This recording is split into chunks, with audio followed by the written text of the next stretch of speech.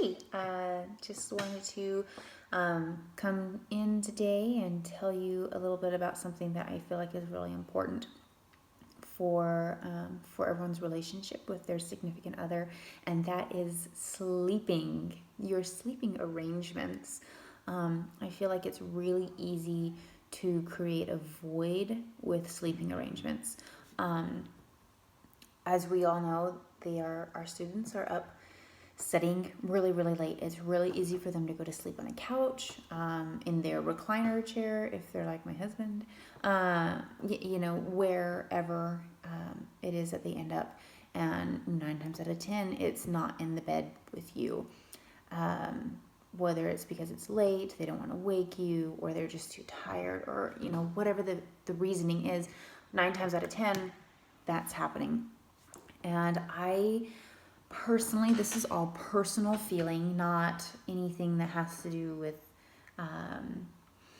any studies or research or anything. This is just my personal opinion, but I personally feel like that creates a void with you and your student. And if you're somebody that it works great for you, then awesome. That's great. Whatever works for you, and that's all that matters. But as for me and for my husband, like I have said before, I am needy. I'm needy. I love my husband, and I want my husband in bed with me. So it's been a problem in the past for us. I think that we've finally come to a place that kind of works for us a lot better. But in the past, he would be studying really, really late, and he wouldn't want to wake me up, or whatever the case was. He didn't want to wake me up, and so he's studying really, really late downstairs. He'll go to sleep on the couch or whatever, and I was waking up in the middle of the night, and I was feeling really lonely. I have very vivid dreams, and so lots of times I wake up from something that's scared me, or just rubbing me the wrong way or something. And I also have sleep paralysis, and so when there are times that I fall asleep, and in my sleep I'll feel like I can't breathe, can't move, or do anything like that. When I wake up, my heart's racing, and I'm breathing really heavily, and I'm sweating, and I'm scared.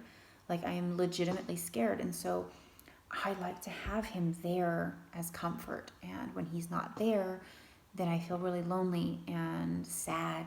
And that's not healthy for me. And he's not doing anything to make me feel that way. He's not doing anything wrong.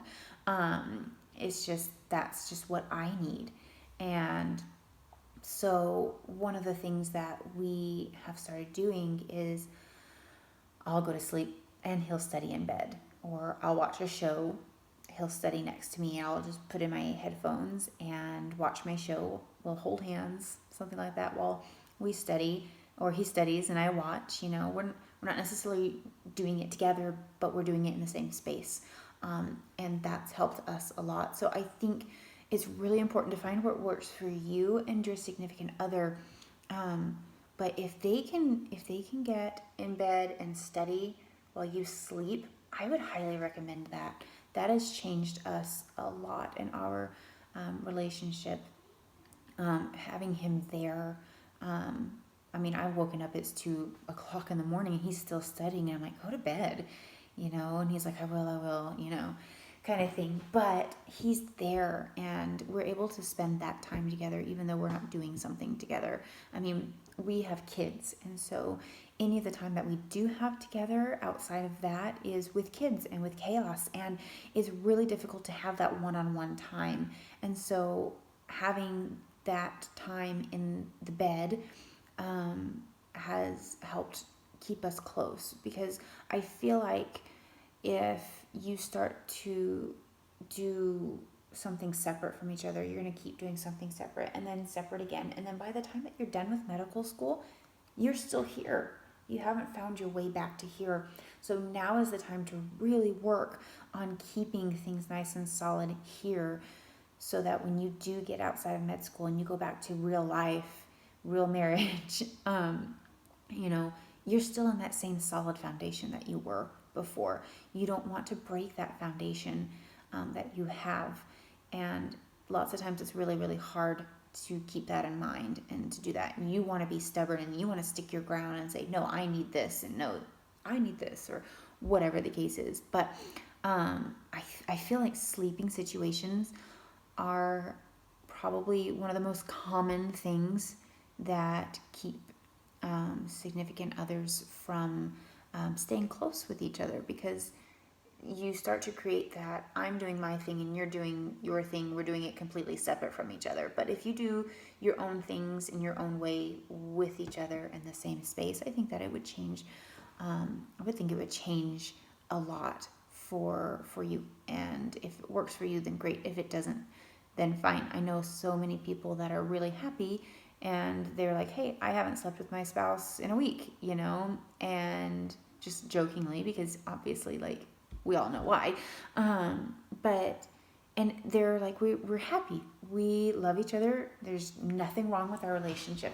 And that's great. If that works for you, that works for you. That would not work for me and my spouse. So I just wanted to kind of say, there are ways to go about it. If your significant other can study while you're sleeping and you're in bed together, I feel like that is a really great step. That is a really great thing to do. I can sleep with the iPad light. I can sleep with the light. I can fall asleep. That's fine.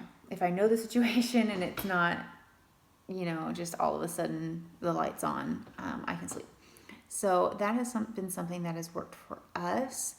And if you have any things that have worked for you and your significant other, comment about it. Let me know, because I know that there are lots of people that have a tough time with this particular situation, and they could use all the help that they can get. And that's kind of what I was wanting to do today, is just kind of bring awareness to that fact that we're all going through that. We're all going through that same type of feeling or experience or whatever. So I feel like sleeping with your spouse is very important for a relationship. And so try that out, see if it works.